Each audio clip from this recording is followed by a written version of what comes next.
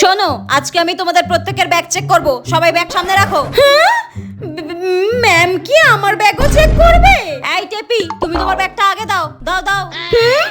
Ma'am আমার bag? হ্যাঁ, আরে দাও না। ওরে বাবা, এটা ব্যাগ না আলুর বস্তা। কি ভরে নিয়ে এসেছো এর মধ্যে? ইট নাকি? বাবা, এত বড় টিফিন বক্স কি এনেছো এর মধ্যে? দেখি তো। ম্যাম, আপনি আমার ব্যাগে খাবার ছাড়া কিছুই পাবেন না।